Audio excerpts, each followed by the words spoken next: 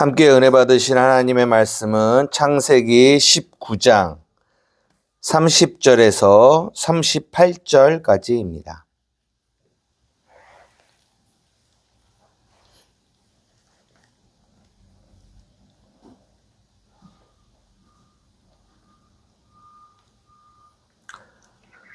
우리 찾으셨으면 함께 읽겠습니다. 시작. 룻이 소알에 거주하기를 두려워하여 두 딸과 함께 소알에서 나와 산에 올라가 거주하되 그 두 딸과 함께 굴에 거주하였더니 큰 딸이 작은 딸에게 이르되 우리 아버지는 늙으셨고 온 세상의 도리를 따라 우리의 배필될 사람이 이 땅에는 없으니 우리가 우리 아버지에게 술을 마시게 하고 동침하여 우리 아버지로 말미암아 후손을 이어가자 하고 그 밤에 그들이 아버지에게 술을 마시게 하고 큰 딸이 들어가서 그 아버지와 동침하니라. 그러나 그 아버지는 그 딸이 눕고 일어나는 것을 깨닫지 못하였더라. 이튿날 큰 딸이 작은 딸에게 이르되 어제 밤에는 내가 우리 아버지와 동침하였으니 오늘 밤에도 우리가 아버지에게 술을 마시게 하고 내가 들어가 동침하여 하고 우리가 아버지로 말미암아 후손을 이어가자 하고 그 밤에도 그들이 아버지에게 술을 마시게 하고 작은 딸이 일어나 아버지와 동침하니라. 그러나 아버지는 그 딸이 눕고 일어나는 것을 깨닫지 못하였더라.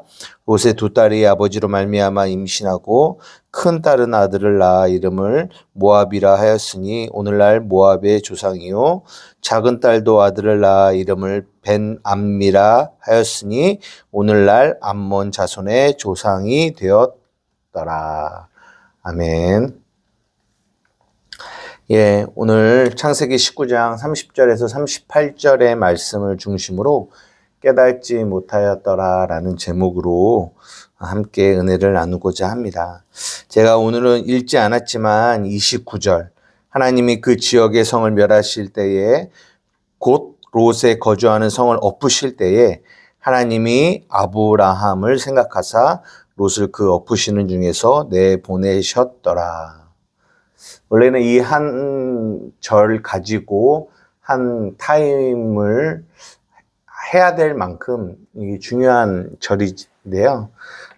어쨌든 성경 계속적으로 이 설교를 하면서 우리가 이제 복음 안에서 그리스도 안에서 성경을 봐야 된다라는 부분들을 계속 말씀을 드렸거든요. 결국엔 중요한 거는 이 하나님이 롯을 건지신 것은 이 아브라함을 기억하사 이게 결국 이 아브라함의 자리에 누가 들어가냐면 예수 그리스도가 들어가시는 거죠. 그래서 예수 그리스도를 기억하사 우리를 건지시는 거죠. 여러분 롯이 아무리 봐도 의롭고 구원받을 만한 어떤 행위와 자격을 갖춘 사람이 아니지 않습니까? 특별히 오늘 우리가 읽은 이 본문을 보면 더더욱 그렇죠. 그런데 성경이 우리에게 무엇라 말씀하시냐? 아브라함을 기억하사 생각하사 롯을 그 엎으시는 중에서 내보내셨다라고 말씀하십니다.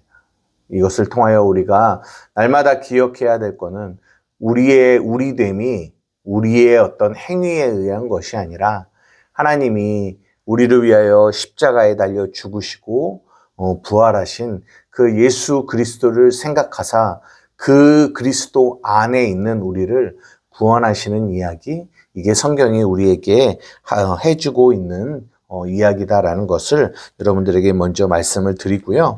오늘은 참 이렇게 설교하기가 껄끄러운, 어떻게 보면 이런 어린 아이들이 읽을 때 굉장히 이렇게 낯이 뜨거울 수 있는 그런 내용이 오늘 본문에 나옵니다. 근데 제가 여러분들에게 여러 번 말씀을 드렸지만 우리가 성경을 볼 때 성경을 도덕적, 윤리적 관점으로 봐서는 안 돼요. 옛날에는 저는 교회는 그 예수를 믿는 사람은 도덕적으로, 윤리적으로 착한 사람이 되어야 된다라는 생각을 많이 가지고 있었어요.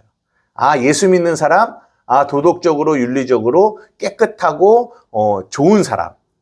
그 사람이 예수 믿는 사람이야. 그리고 예수 믿는 사람은 그런 길로 가야 돼. 라고 많이들 인식을 했어요. 많이. 왜냐하면 성경을 그런 관점으로 봤기 때문에 도덕적으로 윤리적인 관점으로. 그런데 성경은 그것을 말하고 있지 않다라는 거예요.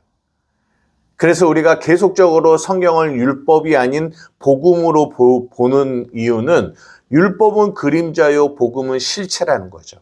우리가 성경을 도덕적, 윤리적으로 보면 그것은 율법적으로 보는 것과 같아요. 그것은 다른 말로 겉만 보는 거죠. 겉의 모습만. 옳고 그름으로 성경을 보게 되죠. 그러나 성경은 그렇게 옳고 그름의 선악을 판단해서 선을 쌓고 나쁨을 그름을 하지 말자라고 말하는 책이 아니라 성경은 생명을 우리에게 주시고자 하는 책이에요.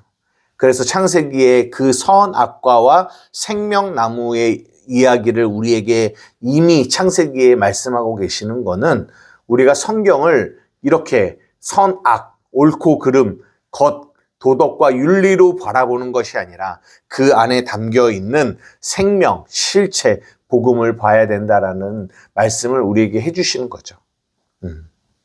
우리가 그것을 어떻게 또 알 수 있냐면 우리가 아직은 창세기 38장에 나오는 이야기인데요. 지금 오늘 우리가 읽은 19장의 이 이야기와 어쩌면 조금 비슷할 수 있는 이야기가 있는데 그게 뭐냐면 다말이라는 여인의 이야기예요. 여러분 아시겠지만 다말이라는 이 여인이 유다의 그러니까 야곱의 아들이죠. 야곱의 아들 유다의 며느리예요. 첫째 며느리. 근데 이제 그 아들이 죽고 이렇게 자녀들이 그래서 두 번째 아들한테 줬는데 죽고 그러면서 이제 결국은 다 죽고 막내 아들이 남았거든요. 그래서 그 막내 아들에게 원래는 이 아내를 줘야 되는데 이제 그렇지 않고 유다가 주지 않았죠. 그래서 어떤 일을 벌였냐면 이 다말이 자기가 창녀의 옷을 입고 창녀처럼 행동하면서 시아버지와 관계를 갖고 그래서 베레스와 세라를 낳는 이런 이야기가 창세기 38장에 나오거든요. 근데 38장 26절에 이 유다가 이 여인을, 이 다말을 향하여 뭐라고 얘기하냐면 이렇게 말합니다. 유다가 그것들을 알아보고 이르되 그는 나보다 뭐하다? 옳도다라고 얘기해요. 여기서 옳다라는 말은 짜다크라고 해서 의롭다라는 뜻이에요. 그러니까 그가 나보다 의로와라고 말하고 있는 거죠. 아무리 우리가 생각하고 100번 양보한다고 해도 어떻게 그 다말이 시아버지와 관계를 가져서 애를 낳는 이 이야기가 이런 여자를 향하여 우리가 의롭다고 말할 수 있겠어요. 그죠? 근데 성경은 이 다말을 향하여 의롭다라고 얘기해요. 그러니까 그 말인즉 성경은 어떤 도덕과 윤리를 기준으로 쓰여진 책이 아니라는 거예요. 여러분 왜 다말의 행동이 의로운 줄 아세요? 물론 이제 38장을 할 때 더 자세하게 이야기 나누겠지만 이 하나님의 언약이 하나님의 약속 다시 말해 그리스도의 오심이 누구를 통하여 오게 돼 있죠? 유다를 통하여 오게 돼 있어요. 유다를 통하여. 근데 만약에 유다의 대가 끊기면 어떻게 되죠? 그리스도의 오심이 끊기는 거예요. 그렇기 때문에 다말이 후손을 이어가려고 하는 거죠. 그 말인즉 하나님의 언약이 이어가기를 원하는 거죠. 그래서 하나님의 뜻이 이루어지는 일에 자기는 뭐가 돼요? 창녀가 창녀가 돼서 율법으로 보면 돌에 맞아 어떻게 보면 죽음을 각오한 거죠. 죽은 거죠. 그 죽음을 각오하면서 하나님의 뜻이 이루어지기를 원하는 거죠. 누구와 같아요? 예수님의 모습과 같아요. 예수님의 모습과. 그리고 우리가 이번에 요한복음에서도 그 침례 요한이 뭐라고 했어요? 그는 흥하여야 하겠고 나는 뭐하여야 하리라? 쇠하여야 하리라. 자신의 쇠함을 통하여 그리스도의 흥함을 나타내는. 그러니까 결국은 그 다말의 그 모습이 성경이 말하는 의를 나타내고 있다는 거죠. 예수 그리스도를 나타내고 있다는 거죠. 그래서 후손을 이어가려고 하는 그 이야기가 그 내용 안에 담겨 있기 때문에 유다가 뭐라고 말하냐? 그 여자의 그 다말의 그 행동이 의롭다라고 말하는 거예요. 어떻게 보면 이 다말 역시 후손을 이어가려고 하는 이야기거든요. 그러면 오늘 이 창세기 19장의 이 두 딸 역시 계속적으로 반복적으로 뭐라고 말하고 있습니까? 자손, 후손을 이어가야 된다라는 이야기를 하는 거예요. 그런 면에서는 두 이야기가 같죠. 그리고 이 두 딸이 후손을 이어가려고 하는 이 마음은 나쁜 마음은 아니죠. 그러나 오늘 이 19장의 이 이야기는 다말의 이야기와는 다른 게 있어요. 오늘은 그 부분을 여러분들과 함께 나누려고 하는 건데요. 오늘 본문으로 가서 일단은 배경을 좀 보자면 이 룻이 소알에 거주하였잖아요. 원래는 하나님이 산으로 가라고 했는데 나 산에 못 가요. 그래서 소알에 거주하다가 그리고 나서 어디로 가냐면 산으로 올라가 굴에 거주하였다라고 합니다. 굴. 성경이 볼 때 이 굴이라고 하는 거는 뭐 어디 이렇게 구약이나 이런 데 보면 다윗이 사울을 피해서 뭐 아둘람 굴이나 엔게디 굴이나 이런 굴로 들어가잖아요. 그래서 이 굴이라고 하는 거는 어떤 피난처, 의인들의 피난처, 물론 악인들도 역시 이 굴에 숨는 이 어떤 피난처의 의미를 갖게 되고 또 하나는 이 굴이 매장지.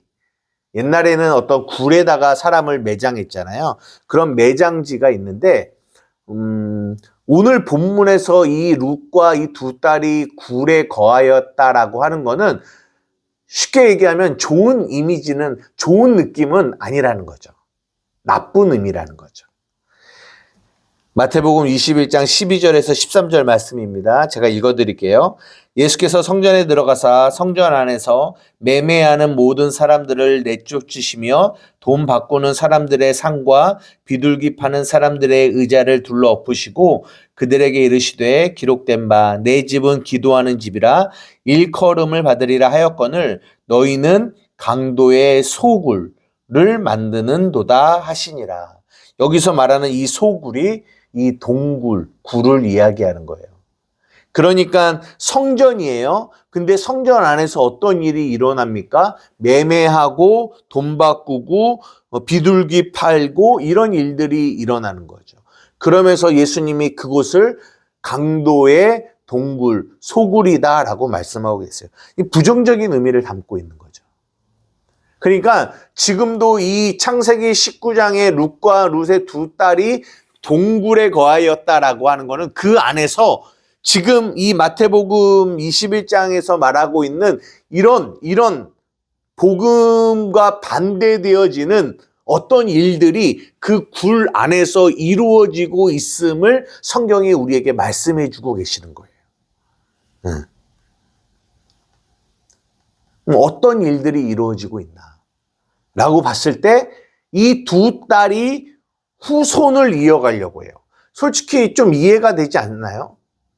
아버지가 늙었대요.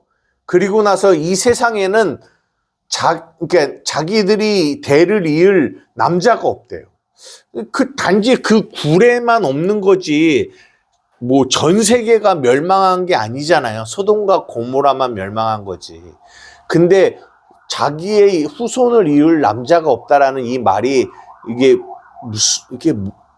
맞지 않잖아요. 근데 그 안에도 의미가 있겠죠. 근데 이제 제가 오늘 여러분들에게 드리고자 하는 말씀은 이 도덕과 윤리적으로 봤을 때 너무 폐륜적인 이 딸과 이 아빠가 관계를 갖는 그런 내용의 이야기가 아니라 오늘 본문이 우리에게 말씀해 주고자 하는 얘기는 이거예요. 아까 말한 것처럼 다말의 이야기는 후손, 약속의 후손을 이어가고자 하는 이야기. 근데 이 두 딸도 역시 겉으로 보기에는 똑같아요. 후손을 이어가겠다라는 거예요. 근데 문제는 그 후손을 이어가려고 하는 그 남편, 씨를 얻게 되는 그 남편이 누구냐? 롯이라는 거예요. 그러면 여기서 롯은 누구를 의미하냐? 옛사람을 의미하는 거예요.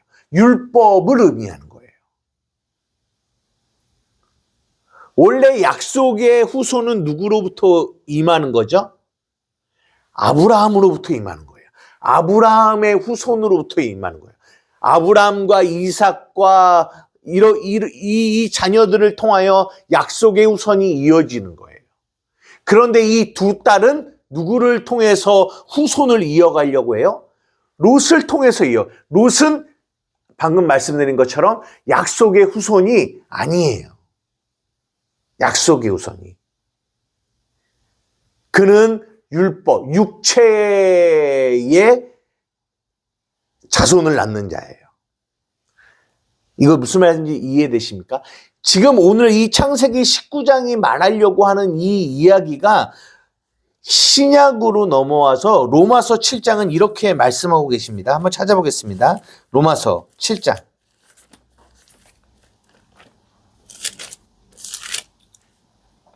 1절에서 4절까지만 한번 볼게요. 로마서 7장 1절에서 4절입니다. 제가 읽어드릴게요. 형제들아 내가 법 아는 자들에게 말하노니 너희는 그 법이 사람이 살 동안만 그를 주관하는 줄 알지 못하느냐. 남편 있는 여인이 그 남편 생전에는 법으로 그에게 매인받으나 만일 그 남편이 죽으면 남편의 법에서 벗어나느니라. 그러므로 만일 그 남편 생전에 다른 남자에게 가면 음녀라. 그러나 만일 남편이 죽으면 그 법에서 자유롭게 되나니 다른 남자에게 갈지라도 음녀가 되지 아니하느니라. 그러므로 내 형제들아 너희도 그리스도의 몸으로 말미암아 율법에 대하여 죽임을 당하였으니 이는 다르니 곧 죽은 자 가운데서 살아나신 이에게 가서 우리가 하나님을 위하여 열매를 맺게 하려 함이니라. 제가 로마서 설교할 때 여러분은 이 7장을 말씀드렸지만 우리는 원래 누구와 연결되어 누구를 남편으로 모시고 살았었냐면 율법을 모시고 살았어요. 율법. 그래서 율법에 매여 있었다고요. 그래서 고통받고 괴로워하고 있어요. 근데 율법이라는 남편이 죽어야 그 율법에서 자유롭게 되고 다른 남편에게 시집을 갈 수 있어요. 그 다른 남편은 예수 그리스도를 말합니다. 근데 남편이 죽지 않으면 다른 남편에게 갈 수 없다라는 얘기를 하고 있는 거예요. 그러면 이 율법이라는 남편에게 붙어 있으면 이것이 멸망이고 이것이 사망인데 이 사망에서 예수님이 우리를 건져내주기 위해서 어떤 일을 하셨냐? 율법은 죽지 않아요. 그러니까 누구를 죽이셨냐? 이 율법이라는 남편과 결혼한 이 옛사람, 우리의 옛사람을 십자가에서 죽이십니다. 예수 그리스도가 죽으실 때. 그래서 우리 이 옛사람이 예수님과 함께 죽고 우리가 죽었으니까 이 율법과 결혼한 옛사람이 죽었으니까 우리는 어떤 게 됐냐면 이 율법이라는 남편에게서 자유를 얻게 되는 거예요. 그래서 우리가 새 사람으로 부활했고 예수 그리스도도 부활하셔서 우리가 이제는 율법이라는 남편의 아내가 아니라 예수 그리스도의 남편이 된 거죠. 그래서 예수님과 우리 교회가 새 사람인 교회가 연합을 이뤘고 그 연합을 통해서 하나님을 위하여 아름다운 열매, 열매를 맺어간다라는 이야기가 이 7장 1절에서 이 5절, 6절 이 밑에 이야기거든요. 근데 여기서 우리가 알 수 있는 거는 두 남편이 있는 거예요. 그런데 우리는 그리스도라는 남편을 우리가 모시고 그 그리스도라는 남편과 연합하여 살아가야지, 율법이라는 남편과 연합하여 살아가면 안 된다라는 것을 성경이 보여주고 있어요. 그런데 이 창세기 19장의 이 롯의 두 딸의 문제는 뭐냐? 예수 그리스도를 상징하는 그 아브라함을 통하여 후손을 이어가야 되는데, 그는 예수 그리스도를 통하여 후손을 이어가는 것이 아니라, 약속의 자녀를 이어가는 것이 아니라, 롯이라는 그 율법을 상징하는 그 롯이라는 사람과 연합하여 후손을 이어간다라는 거죠. 무슨 이야기인지 혹시 좀 이해가 되십니까?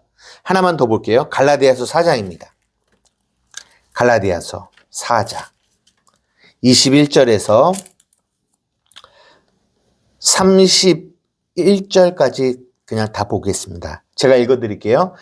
내게 말하라. 율법 아래에 있고자 하는 자들아, 율법을 듣지 못하였느냐? 기록된 바 아브라함에게 두 아들이 있으니 하나는 여종에게서 하나는 자유 있는 여자에게서 났다 하였으니, 여종에게서는 육체를 따라 났고 자유 있는 여자에게서는 약속으로 말미암았느니라. 이것은 비유니 이 여자들은 두 언약이라. 하나는 신의 산으로부터 종을 낳은 자니 곧 하갈이라. 이 하갈은 아라비아에 있는 신의 산으로서 지금 있는 예루살렘과 같은 곳이니, 그가 그 자녀들과 더불어 종노릇하고 오직 위에 있는 예루살렘은 자유자니 곧 우리 어머니라. 기록된 바 잉태하지 못한 자여 즐거워라. 상고를 모르는 자여 소리질러 외치라. 이는 홀로 사는 자의 자녀가 남편이 있는 자의 자녀보다 많음이라 하였으니, 형제들아 너희는 이삭과 같이 약속의 자녀라. 그러나 그때에 육체를 따라 난 자가 성령을 따라 난 자를 박해하는 것 같이 이제도 그러하다. 여기까지 볼게요. 두 사람이, 두 아들이 있는 거예요. 하나는 뭐예요? 육체를 따라 난 자. 하나는 약속을 따라 난 자. 그러면 하나님의 뜻은 누구를 통해서 이어지냐? 하나님의 약속, 언약을 통해서 난 그 자녀를 통하여 하나님의 뜻이 이루어져요. 그게 누구였냐면 이삭입니다. 그게 아브라함으로부터 내려오는 하나님의 언약의 후손이죠. 근데 하갈로부터 난 이스마엘은 뭐라고 말씀하십니까? 육체를 따라 난 자라고 얘기해요. 그 육체를 따라 난 자가 성령을 따라 난 자를 뭐 한다고 해요? 박해한다라고 얘기합니다. 그러면서 뭐라고 말하냐면, 이제도, 지금도 그러하다, 지금도 그러한 일이 이루어지고 있다라고 얘기해요. 여러분, 이 롯의 두 딸이 아버지, 이 율법을 상징하는 이 롯과 이렇게 관계를 맺고 임신해서 자녀를 낳는데, 그 자녀들이 누구라고요? 모압과 암몬의 후손입니다. 여러분, 성경에서 이 모압과 암몬의 이야기를 한번 찾아보세요. 그들이 어떤 위치에 있는 자들인지, 그들이 결국은 어떤 위치에 있냐면 하나님의 약속의 자녀들을 핍박하고 박해하는 위치에 서 있는 것을 우리가 볼 수 있어요. 그러니까 우리가 방금 읽은 이 갈라디아에서의 말씀처럼 육체를 따라 난 자가 성령을 따라 난 자를 박해하는데, 괴롭히는데 지금도 그러하다라는 이야기를 하고 있는 게 결국은 우리가 읽은 창세기 19장에 이 롯의 두 딸이 아버지와 연합해서 모압과 암몬을 낳고, 이 모압과 암몬은 육체를 따라 난 자들의 후손들이며, 그들은 결국은 앞으로 어떤 일을 하고 있느냐? 하나님의 언약의 약속의 자녀들을 괴롭히는 일을 하고 있다라는 거, 그 이야기를 하고 있는 거예요.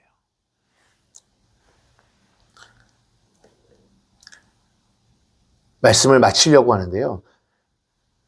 지금도 여전히 그 일이 이 땅 가운데, 이 땅의 교회 가운데 이루어지고 있어요.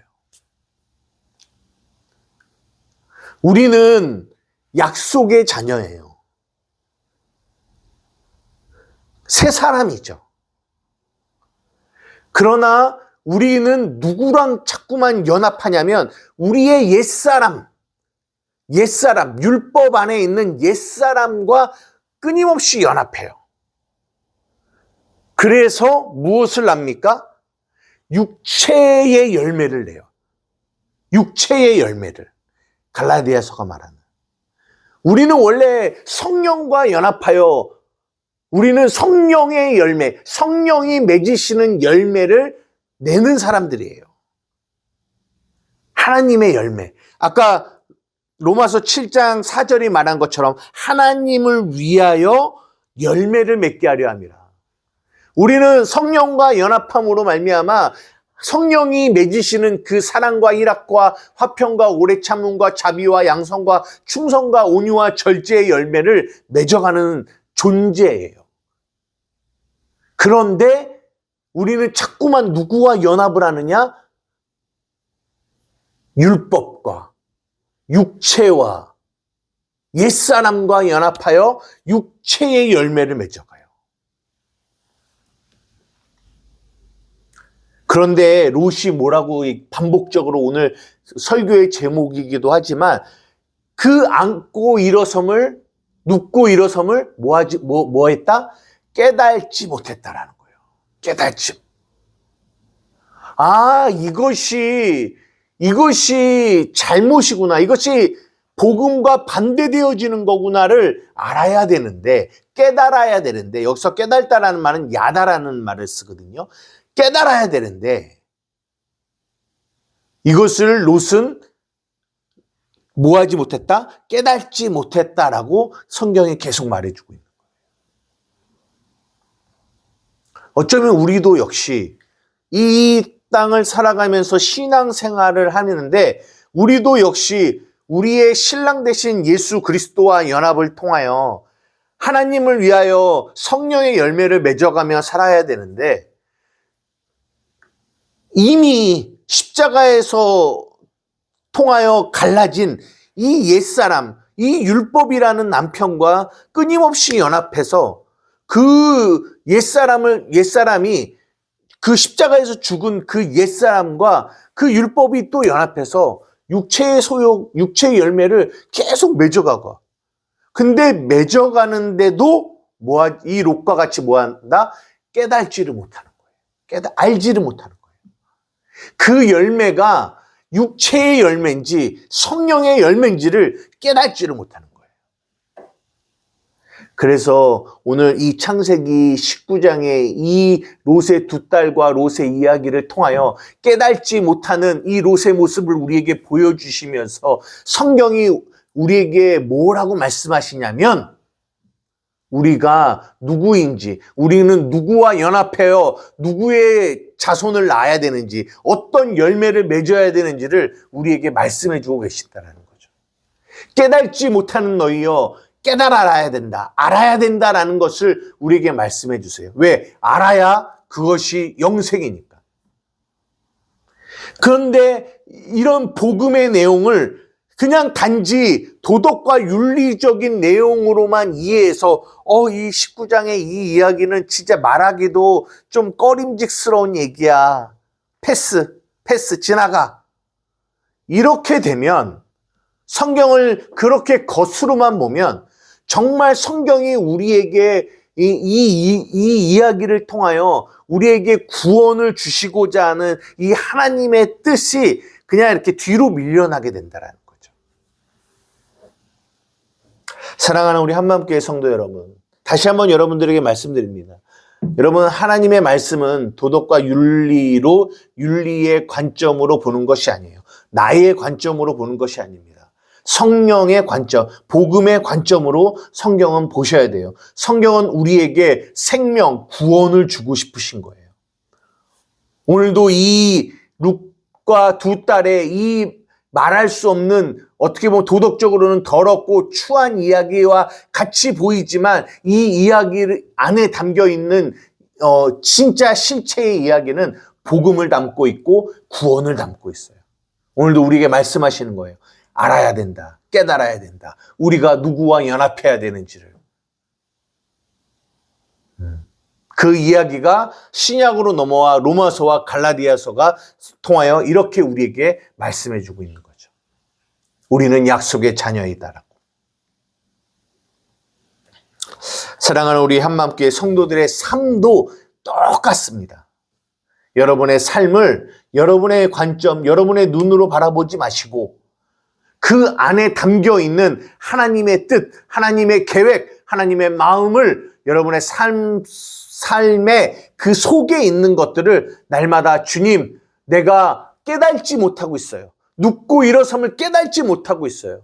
하나님 깨닫게 하여 주십시오. 알게 하여 주십시오. 라고 고백하며 기도하며 줄이고 목마름으로 아버지께 나아가서 아버지 앞에 구하는 저와 우리 한마음교회 성도들이 되기를 주님의 이름으로 축복합니다. 기도하시겠습니다. 사랑과 은혜가 많으신 나의 아버지 하나님 감사합니다. 하나님, 하나님의 말씀은 복음을 담고 있습니다. 특별히 이 창세기 19장의 이 소돔과 고모라의 이야기는 너무나 도덕과 윤리의 관점으로 봤을 때는 이해할 수 없는 내용들이 가득 차 있습니다. 그러나 그것을 반대로 돌아보면 이 창세기 19장 안에는 너무나 귀한 복음의 내용이 담겨 있음을 하나님 보게 됩니다. 하나님, 우리의 눈을 열어 보게 하여 주십시오. 깨닫게 하여 주십시오. 알게 하여 주십시오. 하나님의 이 말씀을 율법이 아닌 보여지는 대로 보여지는 것이 아닌 그 안에 담겨 있는 생명을, 복음을, 진리를 볼 수 있는 눈을 열어 주십시오. 그런 은혜가 있는 저와 우리 한마음교회 성도들이 되어지게 하여 주시고 우리의 삶에서도 우리의 눈이 열려 우리의 삶에 이루어지는 모든 일들 가운데 하나님의 선하시고 기뻐하시고 온전하신 뜻을 알고 깨닫는 은혜가 있게 하여 주시옵소서. 감사하며 예수님의 이름으로 기도드리옵나이다. 아멘.